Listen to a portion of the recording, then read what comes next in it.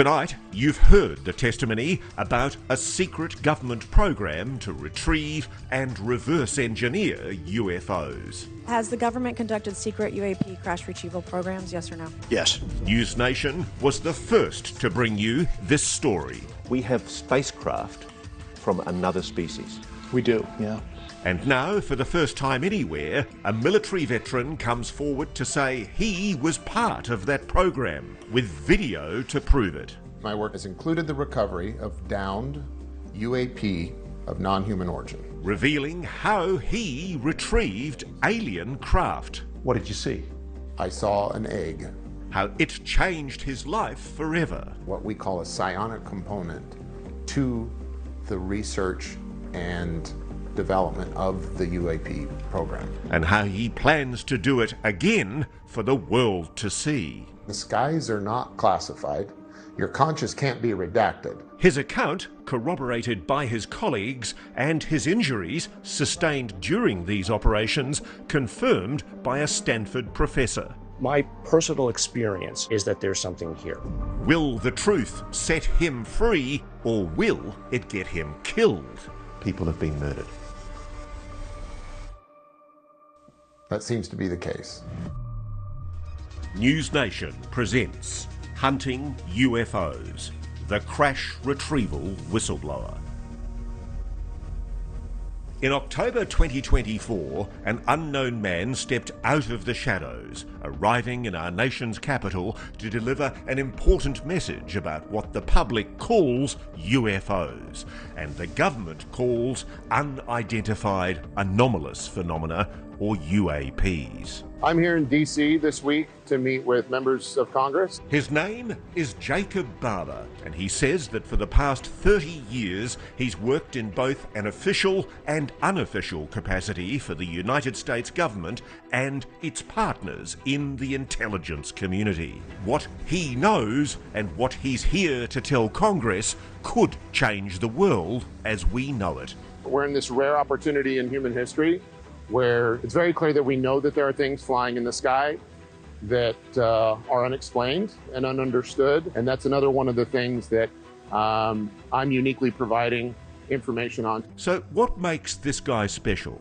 Well, to date, everyone who's come forward has either described their own UAP encounter, like this famed 2015 incident recorded by F-16 aviators on the USS Roosevelt. I have experienced advanced UAP firsthand, and I'm here to voice the concerns of more than 30 commercial aircrew and military veterans who have confided their similar encounters with me. Others have alleged that there's a secret government UAP program that's been going on for decades. People like David Grush and Lou Elizondo. They say they've been told about it. They believe it exists, but they weren't a part of it themselves. We've been recovering spacecraft, alien spacecraft. The United States has been involved in the recovery of objects, vehicles of unknown origin that are neither from our country or any other foreign country that we're aware of. But Mr. Barber is different. He says that for years he was part of that covert program, working with alien spacecraft. These days we call them NHI, non-human intelligence. And this guy is prepared to testify that he was involved directly, firsthand, in the retrieval of these craft. How long have you known this secret about unidentified anomalous phenomena being of non-human origin? For more than 10 years. Of course, we checked Barber's records, and we've confirmed that he was an airman in the US Air Force, working as an aerospace mechanic in the late 90s. But as these documents show, he was also recruited into Air Force Special Operations, known as Combat Control. He says he ended up working in a non-official capacity for the Department of Defense and the intelligence community. What were you? What was I? Ross, I was a highly talented airplane mechanic who got to deploy on a number of presidential support missions. But Jake was no ordinary mechanic. Being recruited into the Air Force's elite combat control unit meant he had a resume that reads like something out of an action thriller. helicopter pilot, freefall parachutist, expert marksman, and the recipient of a NATO top-secret security clearance, a legacy of his service in Bosnia, where he won an award for an act of heroism. In addition to reviewing his official documentation, NewsNation spoke with 3 former Special Operations soldiers who corroborate Barber's credentials and claims. I know in Special Operations you're often in some tough situations. You have to rely on each other. Is Jake Barber a person who you would trust? Oh yes, he's a person I would and have trusted with my life. Do you think Jake Barber is a patriot? Oh yeah, absolutely. There's a thing I know a lot of special operators talk about, that there are certain types of men who you would want watching your back in a tight spot. Is he one of those guys? Absolutely. Trustworthiness is one of the top things that we're looking for. And one of his most fervent supporters is Colonel John Blitch, a Renaissance warrior who holds a doctorate in psychology, was a Delta Force sniper, and is one of the few men to hold doomsday in his hands, commanding a nuclear weapons battalion. So you believe Jake Barber is telling the truth? Absolutely. There has been a cover-up lasting 80 years. Absolutely. We've recovered craft. Absolutely. So let's roll back. You say you were an enlisted man, and then you ended up working for the intelligence community as a contractor. Tell me that story. How did that happen? Everything changed for me right around 9/11. And I left the Air Force and was sent out to California at that time to begin establishing my cover basis for an independent contractor, so that I could serve what was coming down the line next for me. And that is the path which led to the UAP subject. Barber says he was contracted as a helicopter pilot and was part of a team assigned to retrieve crashed aircraft at an undisclosed testing facility in the desert. And we're not only talking about conventional airplanes or drones. A lot of the work we did was on what I call the range, where the U.S. government and its private partners use to test all kinds of things, weapon systems and resilience to weapon systems of certain craft. And so you see a lot of exciting things. So you start seeing at the range, yes, interesting objects. Well, yeah, it's always interesting out there. Things come in and out of sight. Things disappear for a moment and reappear. Things seem to move very quickly. Things change color, they change shape.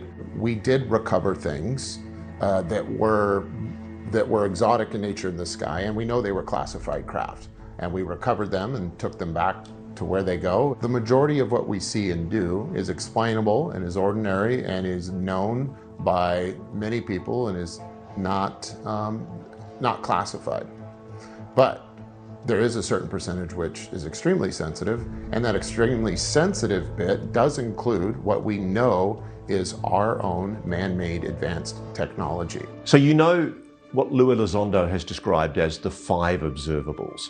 So you were seeing objects that complied with those weird observables. Yes. So one of those that would raise your eyebrow is more of the transmedium characteristics, because things would come from the ground, like from the earth, from a ridge, from a mountain, or could pass through. So they'd come out of a ridge? Out of a ridge, yeah. Aircraft that can disappear, change colour, change shape? How might the US military have developed or acquired such technology? Jake says he saw for himself close up. In the rare occasion, or let's say the hypothetical occasion, something of a non-human origin or source were to interface with the ground, you would deploy that same team. And that is the segue in how we got involved with this particular subject. Next, Jake Barber's first encounter with non-human intelligence. How close did you get? I got within 150 feet of this object. And later, NewsNation has acquired video evidence of Jake's claims. It has to be seen to be believed. We are not alone. We are not alone.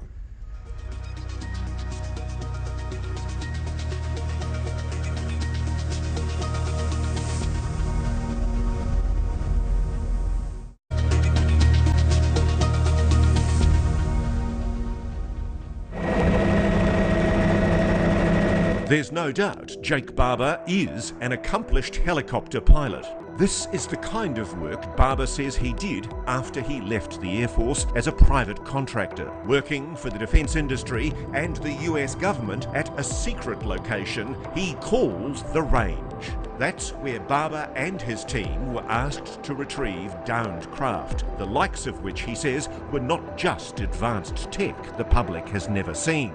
They were built by non-human intelligence. So tell me about the moment when you realised that you were involved in a retrieval of non-human technology, alien tech. So it became very clear the first time our communication process and procedure was modified. And then just visually looking at the object on the ground, you could tell that it was extraordinary and anomalous. It was not human. How close did you get? Well, I was a helicopter pilot and I operate with 150 foot to 200 foot long line. So I got within 150 feet of this object. What did you see? I saw an egg, a white egg. Was there any visible propulsion system on it? No, not what we would know. There's no engine, there was no thermal signature. I was operating at night when I finally came in to pick it up, so I'm working under night vision goggles at the time. And it was quite clear. I flipped them up, flipped them down, and looked at it a couple of different ways. How large was the object? I would say approximately 20 feet, plus or minus a little bit, about the size of a large SUV. Did it have any seams? No. And it was pure white? It was like pearly white, like a metallic pearly white, the best I could assess. How did you know that that egg-shaped object was non-human in origin? Well, visually, after seeing all kinds of things in my past, it was clearly something that was ridiculously looking. It's inconsistent with anything I'd ever seen before. I can also tell you that the reaction by my team, we all knew we were dealing with something extraordinary. And at no stage were you ever subsequently told that the craft was of non-human origin? I will tell you that during this process, over the last couple of years, it's been confirmed to me by ranking members of the UAP task force that what we were working with that night was in fact NHI, and it was not a unique experience. What do you think that object was? I don't know. Again, I'm security and transportation. I moved it, loaded it on a truck, and it went to... Where would it go? Where would it be taken?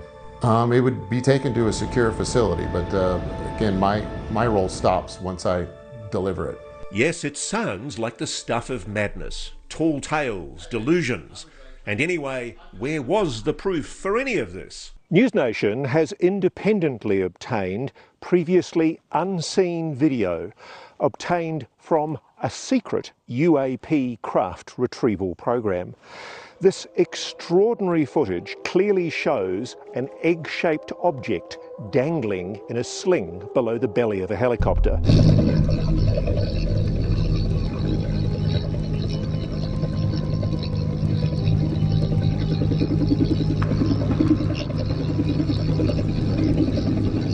Let's slow this down to take a closer look. That's an egg-shaped UAP suspended from a 150-foot long line. We're told the craft is about 20 feet long. The egg suspended in a cradle. And look how careful the pilot is as they bring their precious cargo into land. Let's freeze frame here to look at one of the clearest images of a UAP ever taken. This is no blurry light in a distant sky. The source of the footage putting themselves at incredible risk to record this UAP retrieval. Look at how perfectly smooth the craft is. No markings at all, and no visible means of propulsion or way to see inside. Watch how it rolls, almost graceful as it hits the ground, despite being wrapped in the ropes and canvas from the cradle as it's dropped for pickup. The UAP's final destination still unknown. So there was another object. There's two objects that I'm here to talk about. One was the egg, the other is what we called an 8-gon. The 8-gon was essentially a flying disc with what looked like 8 delineated sections when looking down. And I can tell you what it looked like from looking down, because that's primarily how I saw it, because I'm a helicopter pilot. We did recoveries with the 8 GONs. There was more than one that made its way to the ground on this particular operation. Simply seeing a non-human craft up close would be an intense experience in itself. But Barber says as he prepared to transport that so-called 8 GON from the pickup site to the drop site, something even more intense happened to him that would change his life forever. This is one of the most profound experiences I've ever had in my life I'm about to share with you, so bear with me. So as I get closer to this pick site, I start feeling odd. I start feeling extremely emotional. And the closer I get, the more the emotion starts to overwhelm me. I feel this intense hybrid of sadness and happiness and beauty and song. And it was very disruptive to me, because I had a very practical responsibility at the time to operate a helicopter in the mountains at night. And I began wondering what was wrong with me. It was late. I'm like, am I just stressed? Am I tired? And I don't know. But as I came over this object for the pick, there was this overwhelming sense of emotion. Is it your feeling? Are you suddenly having a mental breakdown on the job? No, I felt like something connected with me. I felt like something had tuned in to me and my soul and was providing me some sense of guidance on what to do and how profound what I was doing was. And it was so overwhelming that I began to cry. And then I'm confused as to why I'm crying at the same time. And then do I abort the mission? So I just did my best to focus on my particular cues when doing this type of work, and I got the load hooked up and I began flying away. And once it was just me and that object in between the pick and the drop site, there's about 20 miles in between, I felt like something was inside of me. I felt like I was possessed by the most beautiful spirit I'd ever been possessed by. And was it loving? It was loving. But there was a sense of sadness at the same time. And had you ever had an experience like this before? No, it was a very feminine energy, I'll tell you that. It felt like the spirit of God, but not in any masculine sense. And it wasn't like a soul, it was like a frequency that I was connected with. And whatever that force was since that night, it has stayed with me. And as crazy as this sounds, it's what's guiding me now. And it's what's providing protection for me. It's changed your life. It's changed my life. Wait a second. Humans bonding psychically and emotionally with non-human intelligence? Yes, Jake Barber says that's exactly what happened to him. And he's not the only one. And he says the government knows all about it. There is a psychic component to the research and development of the UAP program. Do psychics walk among us? Stay with us.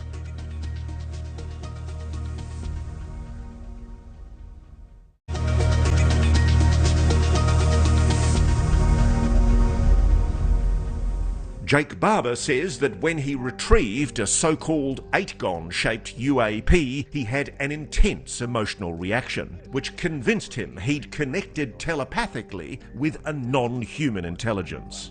You're talking UFOs, flying saucers, and... That's probably one of the hardest conversations. That object, or whatever was controlling that object, was also connecting to me through the mind, through my mind. And so, how did the object come to land? I think it was invited to land by the psionics team. Jake says his mission that night came from no accidental crash. The UAP was summoned by a separate team, a special team with special abilities. They're called psionics. What is a psionic? A psionic person is someone with the predisposition for extratemporal, you could say, abilities and sensitivities. Extratemporal abilities, also known as psychic powers. What did you discover the psionics were being used for in the program? In the program, there was certainly a desire to explore the idea that perhaps UAP could be summoned, could be communicated with, could be controlled, and could be persuaded to land, all by deploying people with psionic abilities. And did you see that happen? Yes, I did. When a psionic operator engages with technology, how do they do it? Using their mind, something like meditation. There genuinely are people who can actually make a mental, spiritual connection to a technology. Yes, 100%. It all seems so far-fetched, psychically gifted humans linking with possibly alien ships, summoning them and even piloting them. But it isn't just Jake saying this.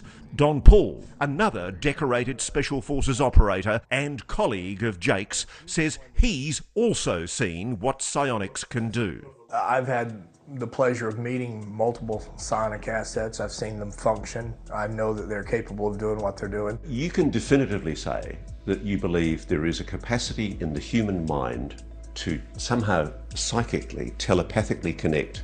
Yes, and I don't know if it's a byproduct, if it's something that they were born with, but there is certain people who are quantifiably, verifiably capable of this. It's an established fact that the Pentagon has had an interest in psychic abilities, what it calls remote viewing, for military purposes. The famed Project Stargate spent years studying the subject, and despite the CIA's official position that such studies yielded nothing, former Pentagon UAP investigator Lou Elizondo told me last year that psychic abilities are very real, and perhaps not very rare.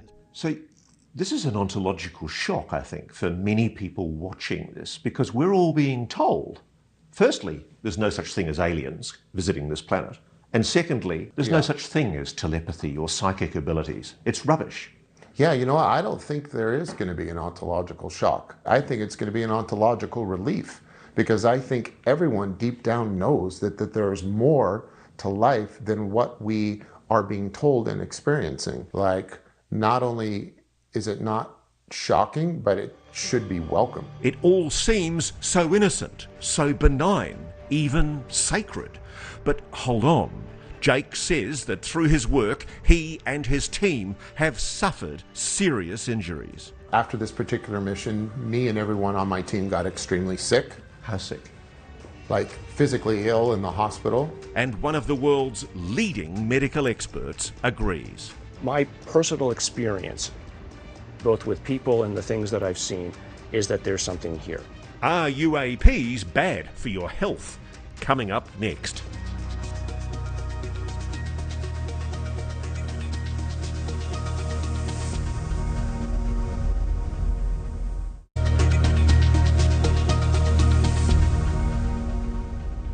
What do you think the NHI want? The NHI, I feel the NHI are guiding us. Jake Barber describes his encounters with UAP as transcendent, quasi-religious moments. And from what you're saying, that's a beautiful experience. Yeah, it was the most beautiful experience I've had in my life. But he also says these encounters could come with a staggering cost. UAPs may have changed his life for the better. They may also have shortened it. So what happened to you? We're not quite sure. We were transporting a large sealed container. Jake says nobody on his team was told what was in that container. And we transported what we called mystery boxes all the time. I have no idea. It could have been empty. It probably wasn't empty, but we don't know what was inside the boxes. And what were you told if somebody tried to seize that box? What were your orders? We We maintained the authority to use lethal force if anyone tried to seize those boxes. So whatever that box was, it was extremely valuable to the US government. That's correct. And after this particular mission, me and everyone on my team got extremely sick, like physically ill in the hospital. Within weeks after this, I'd lost every hair on my body, and I also lost the skin on my arms. So the skin's actually falling off your body? Yeah, like not just falling off, like it was lopping off within a couple of days, like a severe sunburn.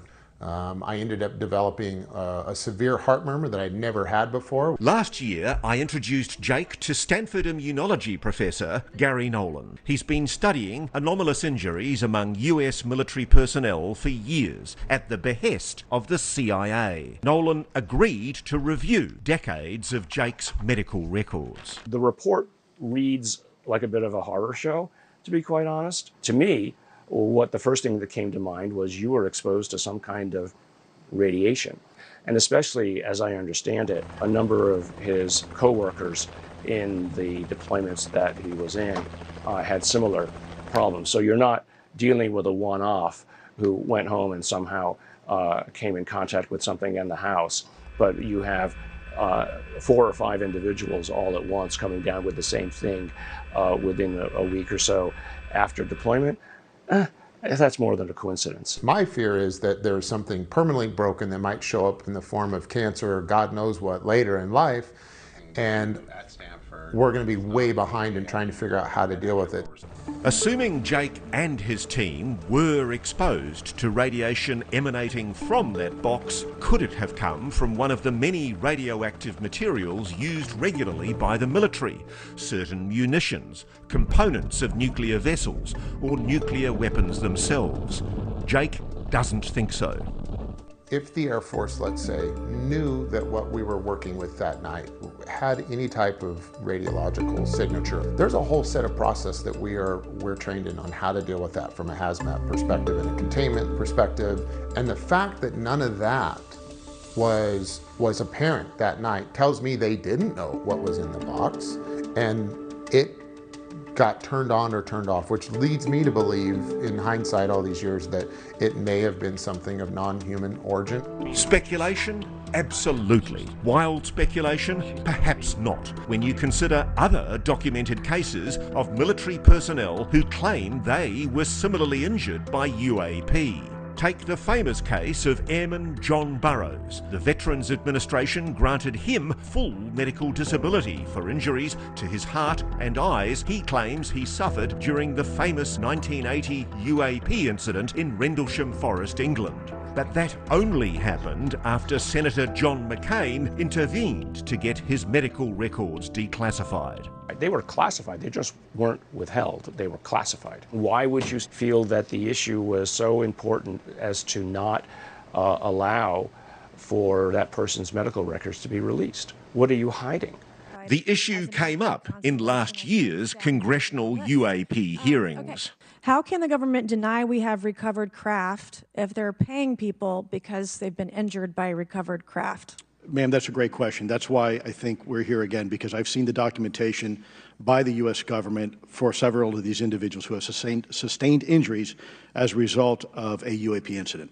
What did happen sounds either unethical or an administrative oversight that needs investigation by Congress, because we shouldn't be putting people like this under such circumstances.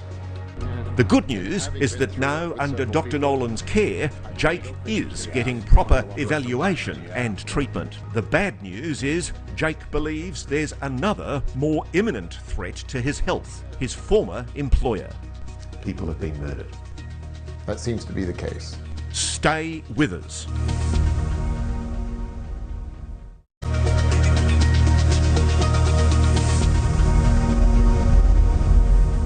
It wasn't just the United States government interested in using Jake's expertise working with UAPs and psionics. His skills were also needed by private companies involved in the top-secret program, and his assignments soon took a turn from recovering UAPs to something more sinister. What happened? Well, we were deployed on a particular task to recover what we call HVTs, or high value targets. Those high value targets were Panasonic Toughbooks. The sensitive material that is on these Panasonic Toughbooks has to do with sensor data. Jake and his team suspect those Panasonic Toughbooks contained data from the top secret UAP retrieval operations, worth millions to the right buyer. Jake says the private company contracting him was determined to recover them. We recovered our first two Toughbooks. They were in the high Sierras. We got back to our base location and then went through them and took photographs, discovered that the hard drives were missing. Jake says his team arrived too late. The hard drives containing the data had already been taken, and it became clear to Jake that not all was what it seemed as his team set out to recover the missing data. The next piece of intelligence that came through led us to a lake, a high altitude lake, and we found the hard drives in a sealed steel container 25 feet underwater. Wow. Yeah. So someone's going through a lot of effort in order to hide these things. Hidden, but by whom? What began as a straightforward recovery mission proved to be anything but simple, and Jake says things soon took a nefarious turn. At any stage did you find yourself under threat? The very next time we went out, things got strange for me, and my spidey senses, my intuition was on high alert because our intel contact changed, the rhythm and style of our intel changed. As we got closer to the day in which we were going to deploy, intelligence kept changing. And so that raised my concern. We ended up going anyway, and when we got there, the HVTs were gone, and it was clear that shots had been fired. Shots fired? Whatever was on the computers was a secret so important it was worth fighting for. The situation had changed, and soon Jake says he realised his team was caught in the middle, and their lives were on the line. You were in significant danger. Yeah, and I was concerned that we were being set up, we were being prepared for the one thing that we've always offered employers, and that is plausible deniability. And that we were perhaps going to be the hidden hand that gets severed. Don Paul, a Special Forces veteran, was working on Jake's team at the time. Were you involved in any of the retrieval attempts? Yes. Was there a concern that you were being set up, potentially? Yes. Setup is a mild term. The fact that people have lost their lives involved in this type of activity, and the lengths to which people have gone to suppress politically uncomfortable truths is such that there is risk involved. Do you think that, without naming them, the private aerospace company that retained you decided to kill you? Somebody masquerading as a representative of that company surely may have had that intention. Jake was convinced his former employer, or someone posing as them, was determined to kill him. But who exactly was calling the shots? Jake was determined to find out. Who were you working for? It was obvious to us at least who the employer was, but they were now in question, in my mind, as being part of the problem. Jake was on the hunt, using his skills and vast network of contacts to determine just who was behind this shadow war fought over these missing hard drives. And he says the trail led him right to the top. This past spring, Jake and his team were in Washington, D.C., conducting surveillance and eventually confronting one of their prime suspects. So I reached out to the director of security for the particular organization and set up a meeting with them, because there was only two truths in my minds. Either they were complicit or they were compromised. What was his reaction? Was he nervous? Oh, he was nervous. And so he told you to forget it? He said, you know, it's in our best interest to move on. If he had any knowledge at all, it was clear he's trying to distance himself from it. Jake was no closer to finding out who exactly wanted him dead, but he knew that he was no longer doing the mission he signed up for when he first enlisted, protecting Americans. To make it stop, he would need more than his hand-picked team. He would need Congress, he would need funding, he would need to go public. And he would need us at News Nation to reveal our own startling UAP footage. That's next.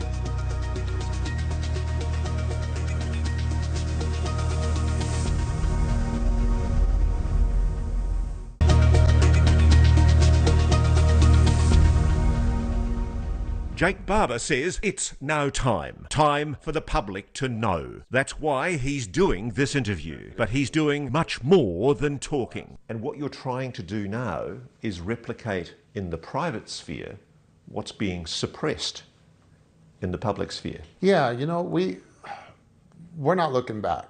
We're looking forward.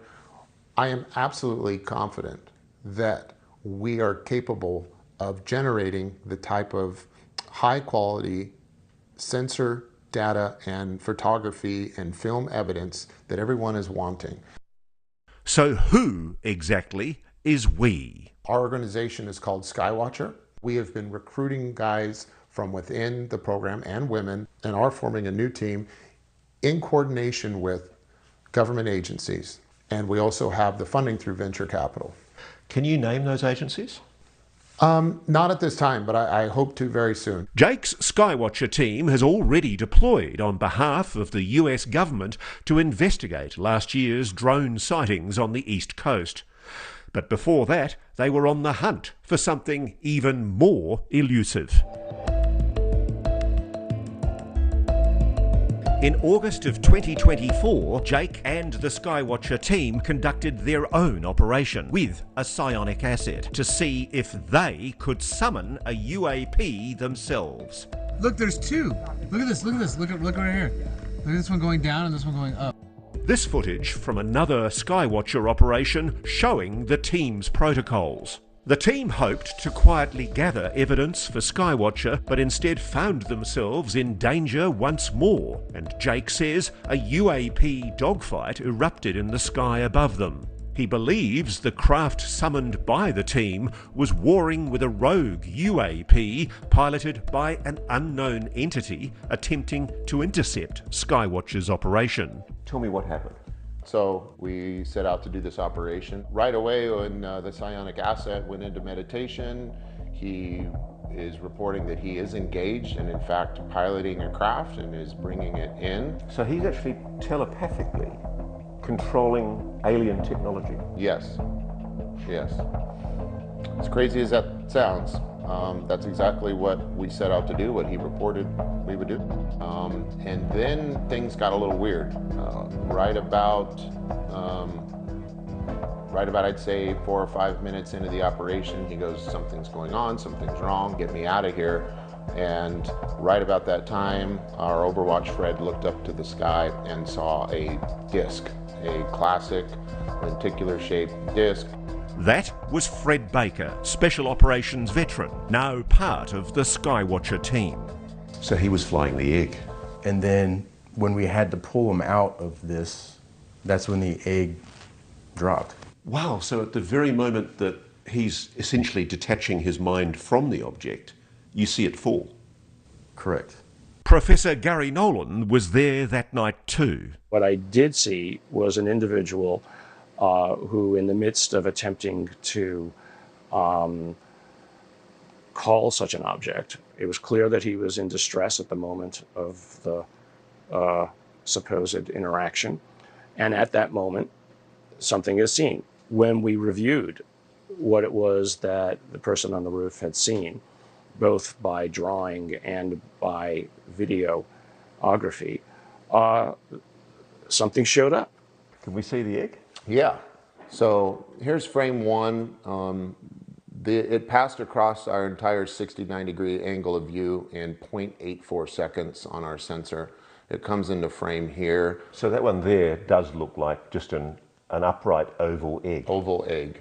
And is that similar to what you've seen in the program? Oh yeah. This is exactly the same thing. Aside from releasing data and footage like this to the public, we're told this video was among those sent to the All-Domain Anomaly Resolution Office, or AARO, the Pentagon organisation responsible for monitoring UAPs. The egg resembles the UAP encountered by US Navy fighters off the east coast of the US in 2015, suggesting a connection between these anomalous objects. But until now, it's never been shown to the public, making Jake's mission even more critical. The Skywatcher team feels it has to push the federal government to act. Witnesses at the congressional UAP hearings have been saying the same thing. The Pentagon, the intelligence community is treating us like children. It's time for us to know the truth about this. I think that we can handle it. Jake Barber has been to Capitol Hill too. NewsNation has confirmed that this fall he met with staffers for Florida Senator Marco Rubio, now President-elect Trump's pick for Secretary of State. I feel I was able to fill in gaps that have been there for a long time that no other whistleblower has been able to do. A lot of people aren't going to believe this. What do you say to those people? I'm not here to make anyone believe anything. It's exhausting. I'll paraphrase the book of Matthew. You will know us by our fruits. Stay tuned in and watch what our new project is about to do, and prepare to be dazzled.